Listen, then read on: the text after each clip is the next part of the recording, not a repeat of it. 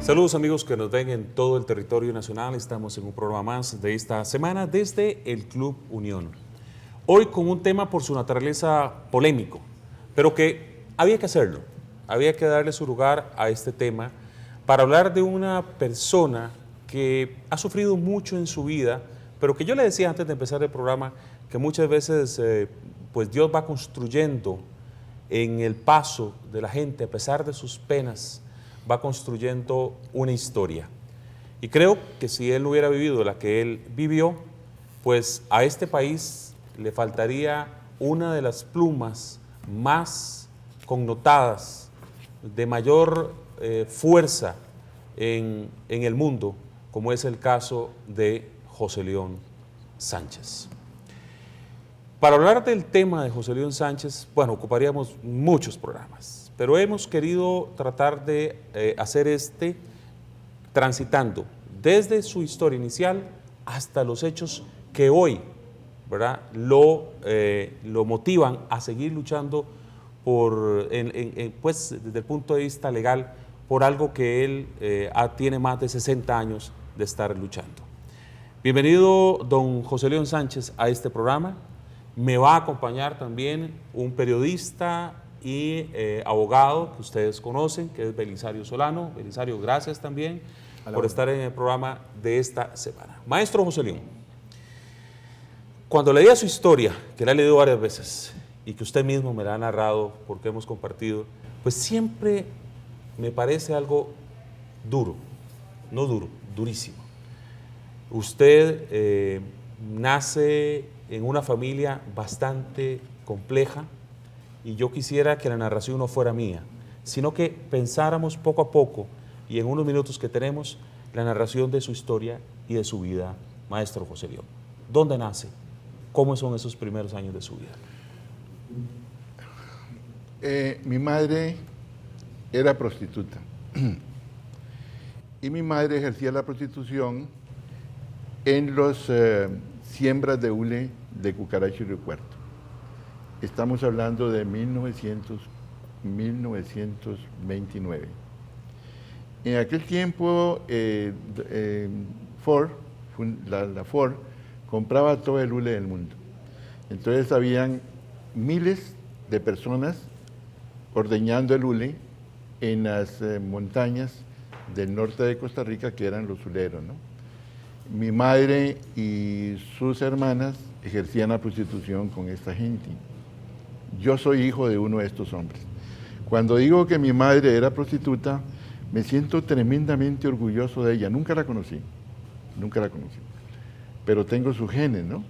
Como si dijera que soy hijo de la reina de Inglaterra, igual me siento profundamente orgulloso de que mi madre haya sido prostituta y haya tenido relaciones con un hombre. Ella nunca supo quién fue el padre de sus hijos, de sus hijos, ¿no? Ni quién fue el padre mío, ¿no? Le fue necesario a ella, una muchacha muy joven. Su mamá también había sido violada. Mi mamá era una muchacha de ojos rubios, pelo rubio, blanca, y era hija de un mercader de hule que había ahí, que se llamó don Guillermo Peter, después un gran millonario costarricense de origen alemán. Mi mamá, cuando yo nací, pues no, ella no tenía, todos sus hijos o los vendió o los regaló. En el caso mío yo estaba muy enfermo, entonces ella me regaló un vendedor de sal, una persona que iba por el río vendiendo sal. Esto lo tengo escrito en varios de mis cuentos y ahora precisamente a la Universidad de Costa Rica, gracias precisamente a un gesto generoso de mi agencia literaria en España, que va a publicar un libro mío. Como aquí no pagan derechos de autor, yo convencí a mi agencia literaria pues que la Universidad de Costa Rica no hace dinero, y entonces dieron permiso para que se publicaran mis obras aquí, ¿no? Así nací. El vendedor de sal me lleva, estoy muy enfermo, estoy muy amarillo, me llevan al hospital de San Rafael de Alajuela y ahí estoy un año. Y después de San Rafael de Alajuela empieza mi tragedia y mi tortura como un niño sin padres en el hospicio de huérfanos. Esa es mi niñez. Y yo vi esa fotografía suya en un hospicio de huérfano también. Sí. Y bueno, el joven que sale del hospicio de huérfano comienza a buscar caminos y a una joven edad pues se topa con una coyuntura muy compleja como es lo que sucedió alrededor de la Virgen de los Ángeles. ¿Qué fue lo que pasó? Nunca se supo qué fue lo que pasó. Hasta el día de hoy es un misterio, porque la única persona que podía declarar, y lo dice la Fiscalía en el alegato, era don Roberto Figueredo Lora, mi suegro, y él nunca contó lo que pasó. Sencillamente fue descubierto en la casa de Julián Marchena, fundiendo oro, ellos eran muy amigos, y cuando llegó la policía y lo sometieron a un interrogatorio bastante extenso, él era muy amigo del presidente de la República, don Otío Ulate, dijo que no declaraba si no lo llevaban donde don Otío Ulate, entonces lo llevaron donde don Otío Ulate, y ahí él dijo que su yerno, yo estaba enamorado de una hija de él, le había dado las joyas. Es importante que la Fiscalía General de la República dice que no existe. La Fiscalía General de la República dice, en defensa de José León Sánchez, que nunca existió una evidencia ni una prueba de que eso que dijera Roberto Figueredo fue cierto. Pero antes de eso, quiero decirle que después de que salí de los hospicios huérfanos, me fui a vivir a México. Yo viví en México desde la edad de 15 años, por eso tengo tanto amor a México, no tengo cómo pagar todo lo que me he hecho. Y cuando regresé de México a los 19 años, fue que me pasó el asunto de la basílica. Entonces, cuando él declaró eso, que yo le había dado las joyas, entonces me capturaron. Pero maestro José León, para contextualizar, usted, junto con otras personas, se dice que llegan a la iglesia de la Virgen de los Ángeles, se roban las joyas y muere también una persona, un guarda que está ahí. No, eso es lo que se dice. No, eso no es lo que se dice. Lo que se dice es que a mí me pusieron a firmar un documento, no una confesión, sino a firmar un documento que, presentado después ante el juez Porter, cuando me presentan, me dice, ¿por qué tiene sangre usted? Yo le digo, señor juez, me hurgaron en el oído con un palillo de dientes y también en una muela y por eso tengo sangre. Tengo sangre. Todo lo que yo declaré en ese documento que usted me presentando, estos tres señores me torturaron. Entonces, ¿qué dice la Sala Constitucional por esa declaración mía? Dice, en ese momento el juez Hugo Porter tenía que haber dejado libre a José León Sánchez porque lo vio torturado. Y la historia que se redacta ahí de la entrada, porque murió alguien ahí en el lugar. Sí, en la basílica se cometió un crimen, entraron, se robaron las joyas que después fueron declaradas totalmente falsas. Las joyas originales parece que habían desaparecido antes, ¿verdad? Eso es lo que está en el expediente, ¿verdad? Dice, ¿verdad? Y también se agrega en una forma muy especial que yo había declarado. Todo lo que yo declaré después, el juez penal de Cartago dijo que eran todas mentiras y todo el mundo salió declarado inocente del asunto, ¿no? Porque eran personas que yo dentro de mi tortura, de mi situación, había inventado, nombres inventados, ¿no? Incluso había tenido la oportunidad de decir dónde estuve la noche del crimen de la basílica. Yo probé dónde estaba, pero esto no le hicieron caso. En aquel tiempo, y el señor Belisario, que es un constitucionalista y un hombre muy eminente, le puede decir que imperaba en el Código Penal de aquel tiempo, 1941, lo que se llamaba la prueba magíster, a confesión de parte, relevo de pruebas. Pero lo cierto del caso es que, maestro José León, usted por ese crimen lo capturan e inclusive el gobierno de la República busca o trata de poner un precio por su cabeza, pasan un montón de cosas. Es después. Pero el cierto del caso es que se termina en San Lucas. No. Inmediatamente que me capturan, me llevan a un calabozo a la penitenciaría central. En ese calabozo voy a estar 4 años, 8 meses, con 15 minutos de sol. Ese calabozo todavía existe, es el primero de lo que se llama hoy la entrada a la biblioteca de la penitenciaría central. Y en ese calabozo no me daban los 15 minutos de sol, no me los daban. Entonces yo me abrí las venas. Me abrí las venas porque me quise matar, ¿no? Cuando me abrí las venas, entonces fue notificado eso al juez penal de Cartago. El juez penal de Cartago ordenó que me dieran 15 minutos de sol si me portaba bien. Si yo en esos 2 metros y medio que estaba metido me portaba bien, me dieran los 15 minutos de sol. Bueno, eso era antes. Hoy en día, en un presidio tremendo que tenemos en Costa Rica, quizás el más oprobioso de la América Central, que se llama Las Tumbas, les dan media hora de sol a la semana, hoy en día en Costa Rica. Voy a ir a un corte comercial. Cuando regreso quiero que me cuente cuándo le toca irse para San Lucas y lo que se vive ahí, porque después viene la otra gran historia. Estamos con José León Sánchez, Belisario Solano también me acompaña mirando un poquitito la construcción de esta historia. Este señor que ustedes ven aquí es doctor honoris causa de la Universidad Autónoma de México, creador a su vez también, quiero decirle, del primer banco de sangre de este país, y hay placas en este país reconociéndole eso. Este es José León Sánchez, ya volvemos, continuamos.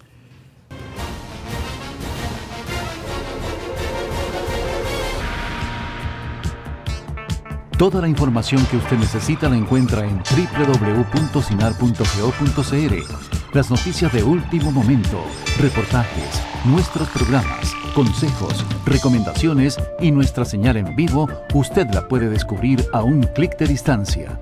Accese nuestro sitio web y únase a la comunidad del SINART.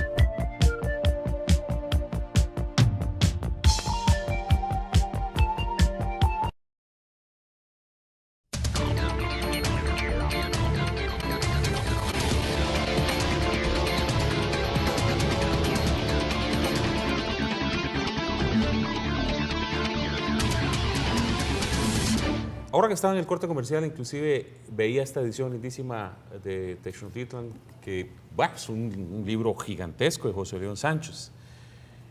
Dígame, maestro, ¿qué es lo que me quería contar de esto? Este libro, Consejo Nacional de la Cultura de las Artes Mexicanas, CONACULTA, y Secretaría de Defensa Nacional, es un pensamiento de Carlos Fuentes, una novela que nadie debe leer, pero sobre todo tiene la recomendación el prólogo de Gabriel García Márquez, y lo está haciendo el gobierno de México en este momento para celebrar la lucha por la libertad de un pueblo maravilloso.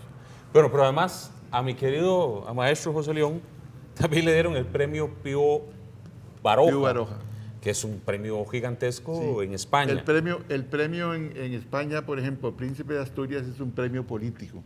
El premio Pío Baroja es el premio de la comunidad de escritores y de comunidades españolas. Por este libro. Por eso arranqué diciendo, maestro José León, que a lo mejor si toda la vida no le hubiera sucedido lo que le sucedió, a este planeta le hubiese costado no tener un genio de la literatura como es el caso suyo. Muchas gracias. Maestro, hablemos del momento en el que lo llevan a San Lucas usted, ¿verdad? Porque quiero entrar en la parte penal, pero no quiero que la gente no entienda ese contexto, ¿verdad? ¿Y cuándo usted lo llevan hacia San Lucas? Yo quiero decirte primeramente que San Lucas es un lugar muy especial. Se va a crear presidio en el año 1871 porque en Costa Rica se abolió la pena de muerte. Y quiero que sepas, que tal vez sea otra reunión con Belisario, Costa Rica es el primer país en el mundo que abolió la pena de muerte. El primero. En ese momento, por ejemplo, 1971, hasta en el Vaticano existía la pena de muerte. El Vaticano abolió la pena de muerte en el año 1923, cuando se hizo Estado y se independizó de Roma. Era un presidio terrible, pero me mandaron allá por una fuga. Y después de esta fuga, esto lo publicó el gobierno en los periódicos de Costa Rica, me fugué. 10,000 colones de recompensa por el monstruo de la Basílica, José León Sánchez. El más horrendo y macabro delincuente de Costa Rica se fugó del presidio de San Lucas en la madrugada de ayer. Se presume que lo estaba esperando un bote y contó con ayuda, dadas las medidas de seguridad a las que se tenía sometido. Señas mide 1,68 m, moreno, ojos café, tiene una cicatriz debajo de la mejilla, pelo crespo. Denúncielo y vea lo que agrega el gobierno de Costa Rica. Por su captura, entrega a la policía, vivo o muerto, se dará una recompensa de 10,000 colones. Es un criminal de gran peligrosidad y se supone anda armada. Está calificado como un delincuente, psicópata, macabro, de alta peligrosidad. Esto apareció en La Nación, que siempre me llamó el monstruo de la Basílica, y que hoy no me ha permitido La Nación el derecho de respuesta sobre un artículo que publicaron hace un mes donde me llama ex convicto. Llego a San Lucas. Adelante. Llego a San Lucas como el monstruo de la Basílica. Y entonces fíjese qué interesante. Llego a San Lucas y en aquel tiempo, en San Lucas hay dos situaciones. Una que es el presidio que termina en el año 1959, con Mario Echandi y Joaquín Vargas Llené. Pero antes de eso, ya en 1959 se convierte en una colonia. Para ir a San Lucas hay que tener muy buen comportamiento, es diferente. Pero hasta 1959 se mandaba ya lo peor de Costa Rica. Yo soy, en ese momento, 1950, 50 y tantos, soy, 50, no recuerdo exactamente, soy el criminal más espantoso que tiene Costa Rica, ¿no? Y entonces, por eso se me manda a San Lucas. Entonces el comandante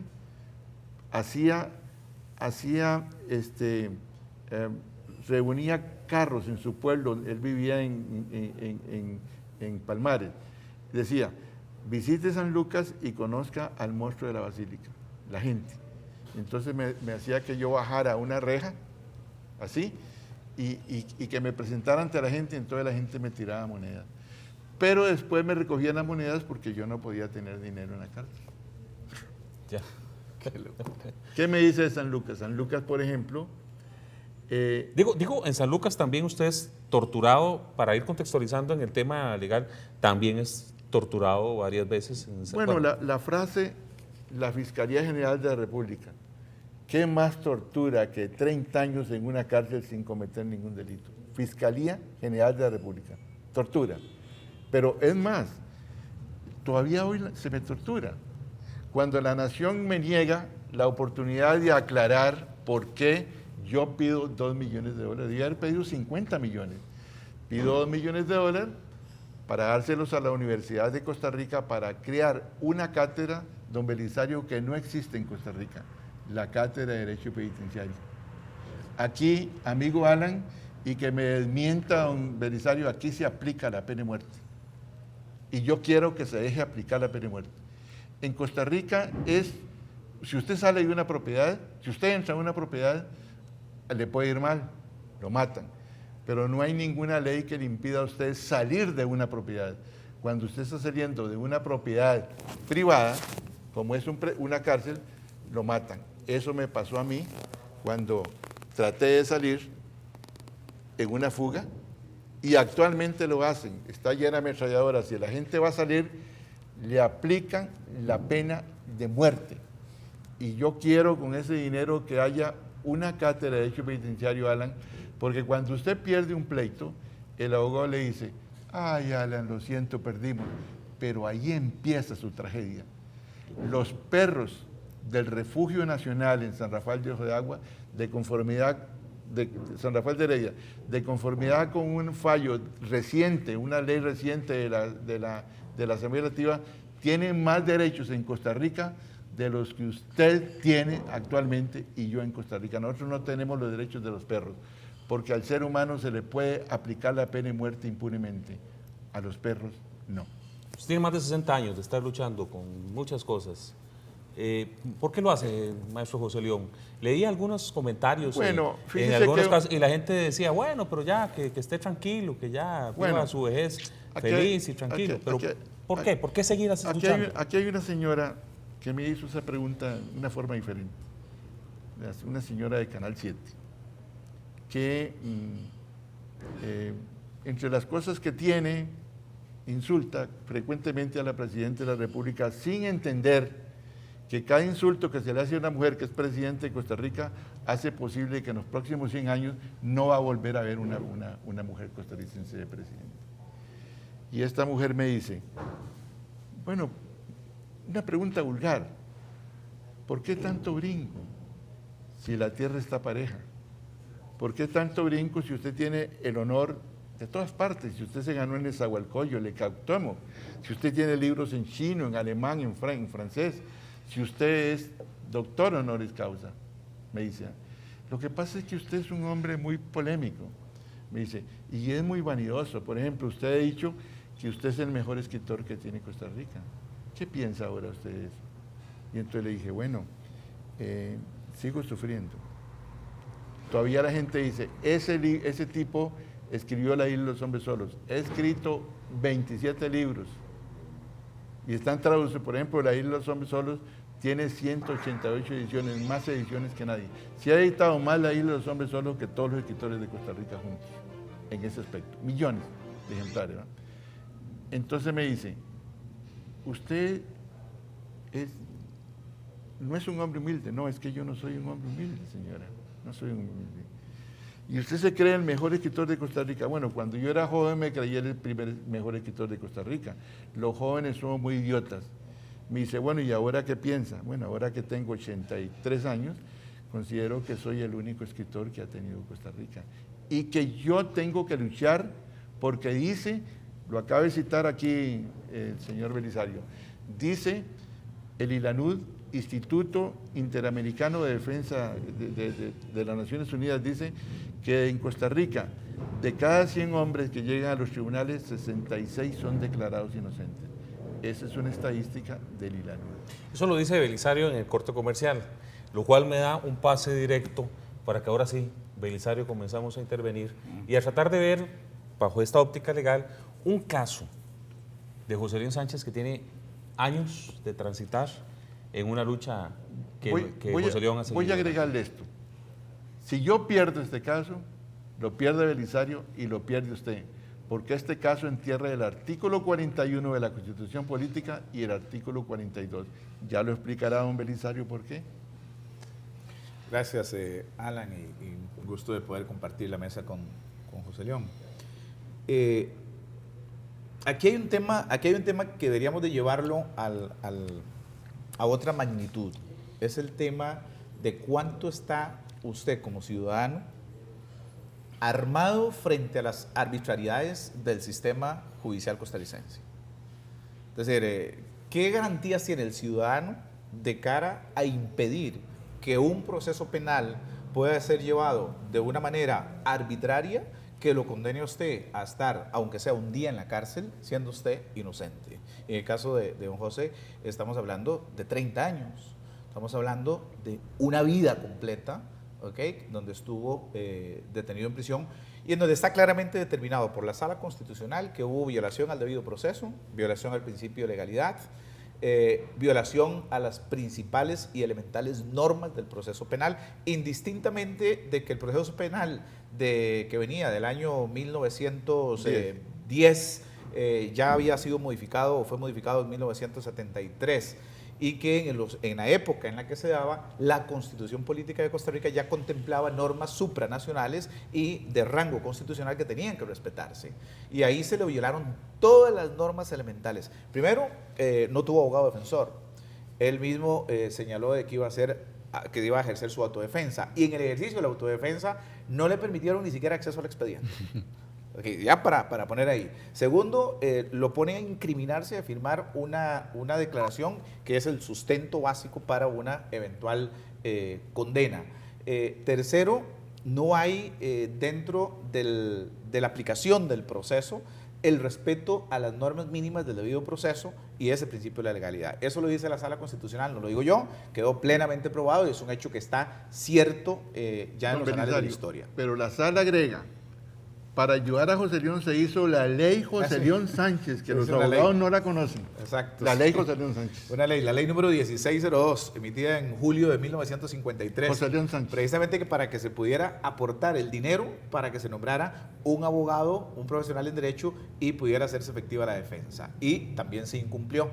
Entonces, todo eso fue lo que dio pie para que la Sala Tercera viniese y entonces declarara, aceptara el recurso de revisión, y justo el 14 de octubre de 1999 acoge el recurso de revisión, acepta el principio del indubio pro reo en la duda a favor del reo.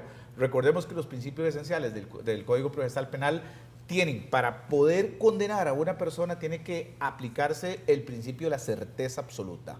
Tiene que haber certeza absoluta de que usted cometió el hecho para que pueda ser condenado. Si no, surge la duda, y en la duda a favor del reo.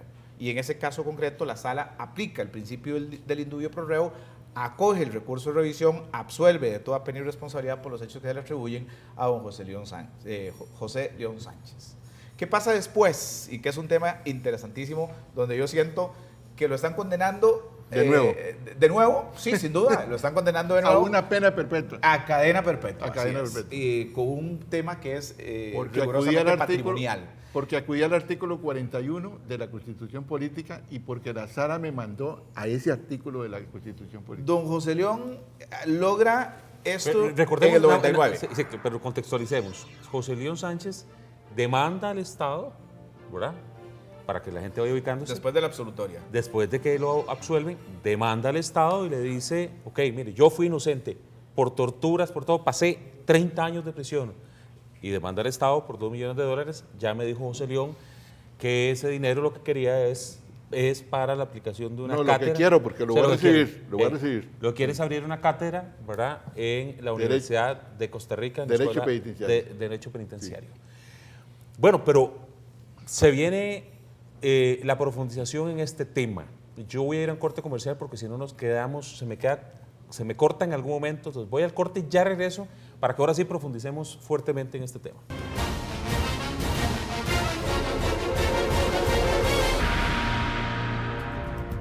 Descubra más del CINART a través de sus redes sociales.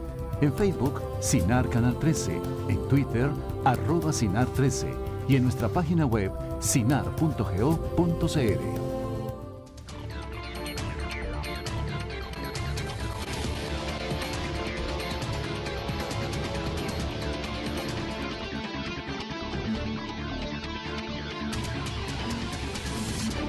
Continuamos con el programa de esta semana. Estamos en el Club Unión. Estamos analizando el caso de José León Sánchez, laureado escritor costarricense con premios en diferentes partes del mundo, 2 doctoris honoris causa. Y como lo decíamos ahora, quien después de que lo absuelven, tras haber estado 30 años en prisión, él presenta una demanda ante el Estado costarricense por $2 millones, según indica él, para que con ese dinero lograr hacer una cátedra en la Escuela de Derecho de la Universidad de Costa Rica para el derecho a la defensa. Sí. Belisario Solano me decía, mira, es que el tema de José León Sánchez marca un hito en la historia porque hay un antes y un después desde el punto de vista legal. Así que lo voy a dejar a ustedes para que transitemos en este tema legal. Alan, efectivamente, hay un antes y un después desde todo punto de vista con el tema de José León con respecto a los criterios de la sala. Y ahora vuelve otra vez José León Sánchez a dar de qué hablar. Vuelve otra vez. ¿Por qué razón?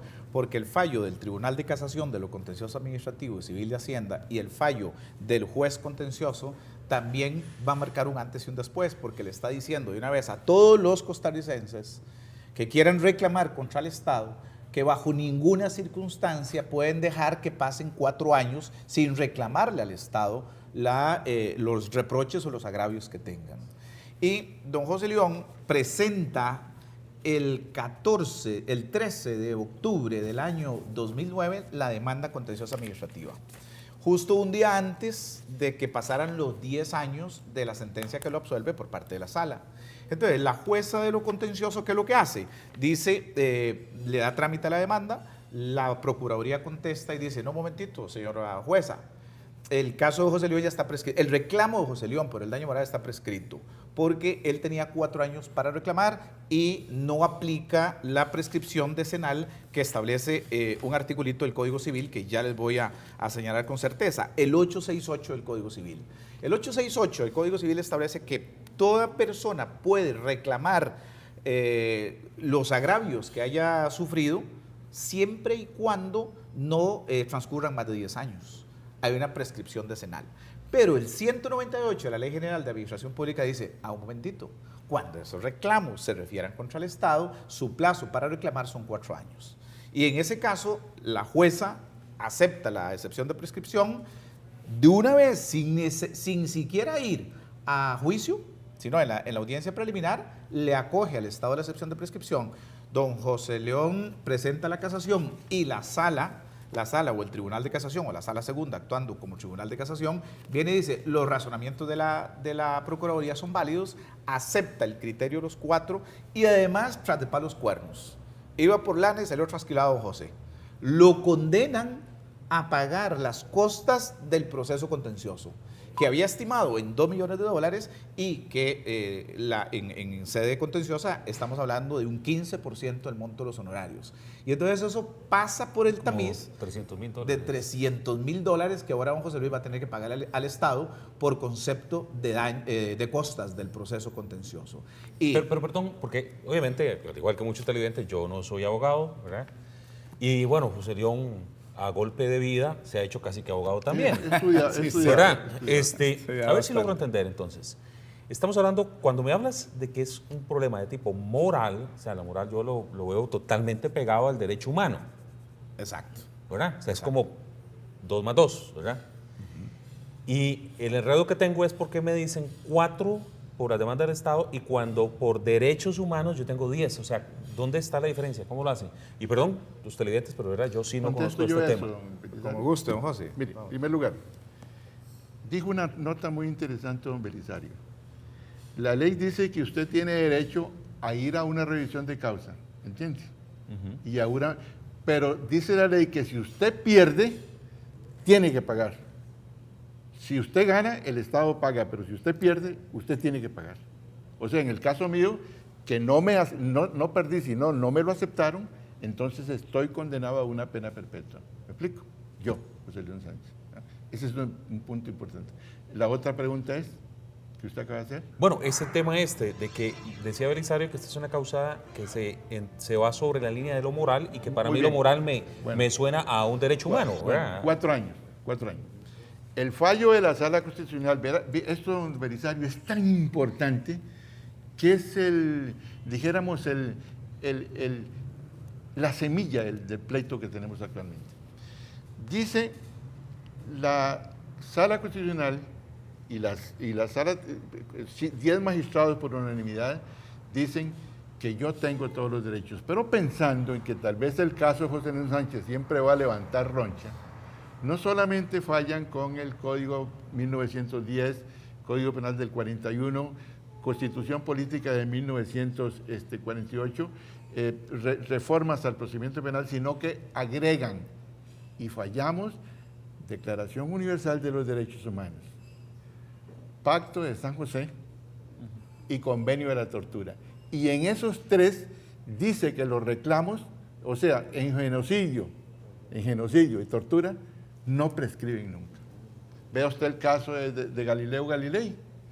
Galileo Galilei hace 400 y pico de años lo condenan a ser quemado vivo, él se retracta, le dan casa por cárcel, muere en la casa, pero cuando muere dice, se mueve la tierra. 500 años después viene una fundación y reclama, ya no a la Iglesia Católica, porque en ese momento la Iglesia Católica ya no tiene responsabilidad, sino al Estado de Roma. Dice, a Galileo se le torturó y entonces Italia tuvo que pagar hace 4 años $500 millones por daño moral que le hicieron a Galileo Galilei. Yo estoy de acuerdo con esa tesis. Lo que pasa es que de la lectura que yo hago de las resoluciones del tribunal y de la misma sala, don José Luis, se desprende de que lo que había en el reclamo, en el reproche que usted hace, en el agravio que usted plantea, es que se le pueda resarcir por el daño moral ocasionado por haber estado en prisión. Entonces, está haciendo uso de un derecho que se deriva de una sentencia, y una sentencia que es de la sala, que se dio el 13 de octubre del 99. Si se saliera propiamente del contenido y de las circunstancias de esa resolución y se alegara en el proceso contencioso el tema exclusivamente de la tortura, y ahí sí cobrara el daño moral, ese derecho sería imprescriptible. Con una gran ventaja que tiene usted, don José, que es que puede llevar el asunto hasta la Comisión de Derechos Humanos. Y ahí ya la Costa Rica ha sido condenada en una oportunidad. A ver si te entiendo. O sea, lo ¿Qué? que decís es que fue un error de focalización. O sea, que se focalizaron en No. una cosa y era en otra. No, lo que aclara la sala y lo que aclara el tribunal es que usted solo tiene 4 años para reclamar cualquier reproche que se derive contra el Estado, derivado propiamente de las sentencias que el Estado vaya dando, de los actos que se vayan dando. Eso porque se fundamentó en el fallo de la sala y en el fallo de la sala de casación, de la sala tercera. Ese fue el sustento legal del reclamo, del reproche. En la sala En el constitucional. contencioso. Ajá, y el de la sala tercera. Pero dice José León que la sala constitucional se adhiere a todo el tema de derechos humanos. Sí, pero el O tema... sea, no puedo desconocer lo que dijo la sala en A ese ver, caso.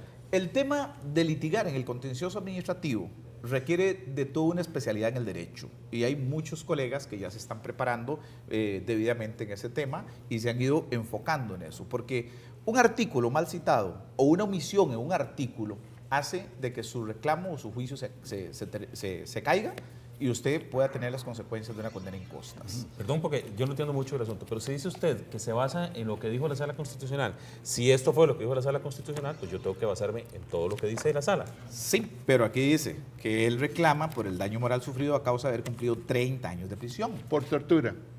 No, pero es que eso es lo que no está en el resultando de la sentencia. No, es que pasa una cosa también, Belisario. Pero si la demanda suya fuera solo por tortura, Solo por tortura. ok, pero el sí, proceso tiene sí, que ir adelante. Fuera por tortura, mire.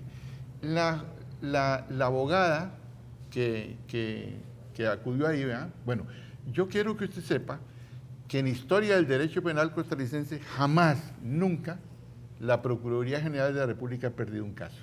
Nunca. No ha sucedido eso. ¿Ya? La señora, por ejemplo, dice, no, aquí esto prescribió. El asunto de la palabra es prescribió. Esto prescribió porque él tenía 4 años para alegar. Prescribió. Pero el problema es que el fallo de la sala dice que si efectivamente se acudió a la Declaración Universal de los Derechos Humanos, se acudió al Pacto de San José, ellos lo dicen, no yo, y se acudió al asunto de la tortura, eso no prescribe nunca. Por eso es el reclamo que va a hacer su abogada. A mí me parece que la abogada de don José León hizo un brillante trabajo. Mi abogado se llama Gerardo Rojas, es un genio. Ellos hicieron un trabajo brillante en el reclamo acá. El tema no es el trabajo que hizo el colega, ni mucho menos, ni jamás estoy para cuestionarlo. Él hizo un trabajo brillante. El tema es el criterio que esboza el tribunal y el juzgado, el tribunal de casación y el juzgado, decir que los reclamos ante el Estado son 4 y no 10. O sea, que usted tiene, y ahí es donde está el gran mérito de esta sentencia de don José León. Sí. Que esta sentencia no puede caer en un terreno infértil. No. Los juristas, los abogados, los profesores universitarios tenemos que tomar esto como un punto de referencia para poder entender que la jurisprudencia del juzgado contencioso y la jurisprudencia de la sala de casación es de que solo tiene 4 años. Ahora, yo estoy seguro que los abogados de don José León ya están preparando la demanda y estarán preparando la acción siguiente sobre la base del derecho humano, que en ese criterio sería de un nivel ya claro de que el derecho a reclamar es imprescriptible. Sí. Si el juzgado y la sala de casación le deniegan a él de nuevo el caso y le dicen, no, un momentito, es que, no, en derechos humanos ahora son 10 años y no 4, ¿verdad? ¿Ok? Él puede ir y queda totalmente legitimado para ir a la Comisión de Derechos Humanos. Sí, porque ya ahora los 10 años ya pasaron. Ya pasaron. Exacto. Entonces ya, si vuelve a sustentar en eso, ya se van a venir con, pasó. con la prescripción. Exacto. Mire, Cuatrienal y adicional. Lo que hay que comprobar es que son Sí. de que nunca se pierden en el tiempo. Vea, los 10 magistrados dicen, la declaración de nulidad de las actuaciones viciadas, incluyendo las 2 sentencias, objeto de la presente acción, lo que implicará también un reenvío para adecuar la sustentación y rectificación a derecho de lo que ha sucedido. O sea, declararon nulo Todo. Así por es. tortura. No, No, ahí sí sí. te discrepo. Sí. Ahí sí te discrepo por un criterio técnico. Declaran nulo porque quedó plenamente probado que a usted le violaron el debido proceso y el principio de legalidad. Y solo eso es una lesión a sus derechos constitucionales. Eso es lo que dice la sala. Es una barbaridad lo que le hicieron y fue estimando la sala cuál fue la lista de hierros que tuvo el proceso penal en su momento que condujeron a la violación del artículo constitucional del debido proceso y al artículo del principio de legalidad. Y por eso dice, va de nuevo, vaya a la sala, a la revisión, a la sala tercera de revisión, y efectivamente la sala de revisión acoge los argumentos de la sala cuarta y le da la razón a don José y lo absuelve de toda pena y responsabilidad. ¿Qué es lo que pasa a partir de ese momento? Y por eso lo rico de esta sentencia. Lo rico de esta sentencia es que don José tenía 4 años, según el criterio de la jueza, avalado por el Tribunal de Casación, para presentar el reclamo ante los tribunales de justicia. Don José era del criterio de que eran 10 años y que estaba ahí. O ahora tiene que sustentar la tesis de que los reclamos y los reproches en tema de derechos humanos es imprescriptible. Pero lamentablemente para don José salió trasquilado. ¿Por qué? Porque lo condenan a pagar costas del proceso. Y las costas me imponen una nueva sentencia. Me imponen una nueva sentencia. Ahora la sentencia civil. Ahora usted tiene que pagar $300,000 al Estado costarricense por haber reclamado este derecho del daño moral, luego del término que le correspondía de acuerdo a la ley, es decir, que eran 4 años, según criterio de la Procuraduría, avalado por ya 2 tribunales de justicia. ¿Qué es lo que tiene que hacer don José? Bueno, otro proceso nuevo. Tiene que ir de nuevo a cobrar el daño moral en función de que se le torturó, hacerse un poquito más allá de las resoluciones de la sala, que eso simplemente es una prueba que se presenta, y alegar eso como una violación específica a los derechos humanos. Pero aquí en consecuencia el Estado tendrá que enfrentar la causa. Yo me tengo que ir a otro corte comercial. Cuando regreso, quiero hablar desde el punto de vista, porque ahora decía Belisario con bastante claridad, que es que esto, y José León me lo decía también, que esto no solo es una lucha que ahora per se vincula a José León Sánchez, sino que estamos viendo que tiene una implicación a nivel nacional. Ya regresamos.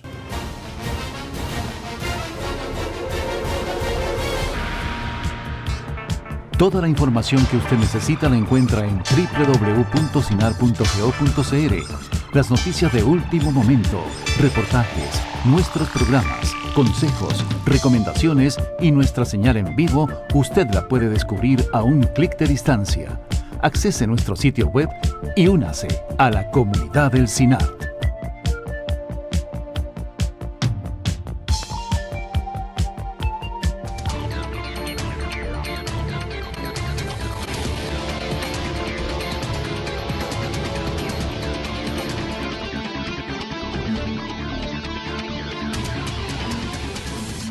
Continuamos con el programa de esta semana. Estamos en el Club Unión, estamos analizando el caso de José León Sánchez y hemos tratado de ir metiéndonos desde el punto de vista legal, conociendo esto, porque a nosotros desde el punto de vista de producción nos pareció interesante entender que estamos y teníamos esa claridad, y ahora Belisario y José León nos terminan de decir que era cierto, de que este caso per se tiene una vinculación que impacta a todos los costarricenses. Sí, a todos. Entrémosle, Belisario, porque sé que como abogado también, me imagino, tenés algunas dudas. José León quería aportar algo más también. Sí, don Belisario, explíquele al costarricense cómo lo protege el artículo 41 hasta antes de mi sentencia. ¿Cómo lo protegía? Explíquele lo que es el 41 de la Constitución. Es que cuando estamos hablando del 41, estamos hablando del principio de legalidad y estamos hablando del derecho a que se pueda hacer un juicio de reenvío o una revisión de sus casos. Recordemos que Costa Rica fue condenada y obligada por una comisión internacional a hacer una modificación a el sistema penal costarricense, y precisamente en diciembre, muy recientemente, entró a regir la ley de apelaciones de las causas penales. Y entonces ahora está el fallo del juez, viene un recurso de apelación que no existía, que es muy novedoso, y quedó siempre el recurso de casación. Eso a raíz de lo de Mauricio, del periodista, Mauricio Herrera. En este caso, lo que hizo la sala en su momento fue adelantarse en su circunstancia. Analiza que en 1950, en esas épocas, se violentaban flagrantemente los derechos constitucionales y da la razón, establece y obliga a la Sala Tercera a un juicio de reenvío. ¿Qué le quedaba en ese momento? Bueno, el reenvío por una razón muy simple, porque no existía el recurso de apelación y por eso le permiten ese, digamos, entre comillas, juicio o nuevo debate o nuevo procedimiento que le permitió incluso al Ministerio Público hacer una aceptación y una declaración como la que usted está señalando, en donde reconoce los errores y, como bien lo dice el colega en la argumentación, los errores judiciales que se dieron en el caso procedimentales de don José León. Expliquémosle a la gente que cuando caí preso, Costa Rica tenía 500.000 habitantes y que usted vio cómo la iglesia me pide perdón por haberme condenado. Cuando me condenó la iglesia por sacrílego, entonces el abogado que me defendía hacia mí también era sacrílego. Entonces viene la firma de todos los abogados de Costa Rica en ese momento a no defender a José León Sánchez. ¿Ve? Por eso la sala ahora habla de esa situación, la cita, ¿no? Los 10 magistrados. Y cuando dicen, vamos entonces a declarar José León libre de toda responsabilidad de conformidad contra el artículo y Declaración Universal de los Derechos Humanos del 10 de diciembre de 1948, artículo 8, Declaración Americana de Derechos y Deberes del Hombre, 5 de mayo de 1948, Convención Americana sobre Derechos Humanos, artículo 25, aprobada por Ley de la República 4554 de 1970, Pacto Internacional de Derechos Civiles y Políticos. Y todos ellos condenan al Estado a una reparación por daños y perjuicios. Sí, pero dentro del plazo que dice la ley. Y la ley de administración pública establece 4 años. El Código Civil establece 10. Pero aquí dice, aquí agregan, bueno, ya usted sabe, la doctrina internacional es que cuando se trata de tortura y cuando se trata de genocidio, las cosas no prescriben. Así es. Y ahí es donde usted tiene que ir el reproche ahí ahora. Ahí es donde tiene que ir, sí, para efectos. Aquí me imagino que la estrategia de los abogados va a tener que valorar o sopesar mucho si es más conveniente ir a un nuevo contencioso con esos solos agravios y esos solos reproches, o de una vez con estas 2 resoluciones irse a los tribunales internacionales o a la Comisión de Derechos Humanos, a ver qué es lo más ¿Y qué me aconseja usted? Belisario, ¿Qué me aconseja usted que usted es un genio del derecho penal? Ya se volvió a consultar esto. No le voy a pagar. Maestro Belisario, vamos. No, déjelo que me conteste. Déjelo que me conteste. No, por respeto a mis colegas abogados suyos, no podría. ¿Cuáles son las enseñanzas, si tuviéramos que decir 1, 2 y 3, las enseñanzas de esta sentencia y de este caso? Qué buena pregunta por una razón muy simple. Mire, hay un porcentaje muy importante de gente en las cárceles de Costa Rica que están purgando penas y que son inocentes y que han sido condenados por horrores o muchas veces por vendetas entre los mismos familiares o amigos o bandas, y simplemente sin escrúpulo alguno han llevado al banquillo de los acusados y han condenado a esas personas que hoy purgan penas en las cárceles. ¿Qué va a pasar después del caso de don José León? Bueno, que si se logran probar los errores, viene la lluvia de reclamos contra el Estado. Y entonces esta lluvia de reclamos contra el Estado es lo que hace necesariamente de que la situación económica del Estado se vuelva muy vulnerable del Poder Judicial y entonces técnicamente se pueda quebrar. Y entonces, ¿qué es lo que blinda en este momento los jueces contenciosos? Blindan los reclamos y entonces quieren dar como una señal de mucha autoridad de decir, si usted viene a reclamar y pierde, lo condeno. Y entonces, ¿qué es lo que está haciendo la gente ahora? La gente dice, a la puchica, puta, yo estuve en la cárcel, entonces mejor no reclamo nada más, porque si no, me van a condenar y voy a perder mi casita, mi salario, etcétera, etcétera. Entonces, ahí hay un tema muy peligroso para la ciudadanía. Y esto lo vivimos cuando inicia la Sala Constitucional condenando al Estado a daños y perjuicios. Y no estaba el código actual, sino el código anterior, el contencioso administrativo, y había una lluvia de procesos, y en los primeros procesos los jueces contenciosos empezaron a dar condenas por daños y perjuicios por los recursos de amparo de 4 millones, 5 millones, 10 millones, 20 millones. Y después, cuando se dieron cuenta que el presupuesto de la Corte se estaba acabando y que el Ministerio de Hacienda ya no tenía plata, dijeron, no, un momentito, las condenas que hace la sala son de mentirilla, son en abstracto. Si alguien reclama, pues denle 200,000 pesos por daño moral, denle 10,000 pesos por honorarios de abogado y denle 50,000 pesos por los honorarios del recurso de amparo. Y entonces, si usted revisa la cantidad de resoluciones de los jueces contenciosos sobre los reclamos, sobre los recursos de amparo, son sumas ridículas que se le han venido dando y que se han venido estableciendo por parte de los tribunales. Lo que hace que ningún abogado llegue a ejecutar sentencias. Usted llega a mi oficina con una sentencia donde le declaren daños y perjuicios, y le digo, no, Alan, ni pierda tiempo. Eso se torna tremendamente peligroso, Belisario. Sí. O sea, es la posibilidad que tiene el Estado de hacer lo que quiera con vos y vos no tenés ninguna posibilidad. Es más, si ejerciera la más mínima, a lo mejor termina, como dice el maestro José León, termina embargada su vida o el resto de su vida porque... Yo gané un recurso de amparo mío y reclamé daños y perjuicios.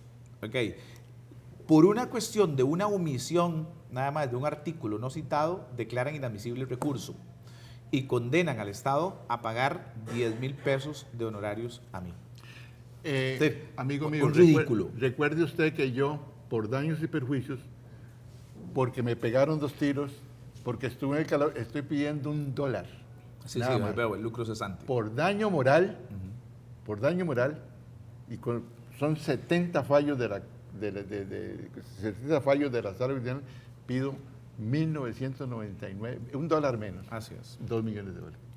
¿Qué espera, José León Sánchez? Estamos al final del programa. ¿Qué espera? ¿Qué espera que pase? Esa pregunta es de oro. ¿Me lo permite hacérsela también a este eminente abogado, maestro que tenemos aquí? ¿Qué espera usted, maestro, si pierde el juicio de nuevo, José León Sánchez?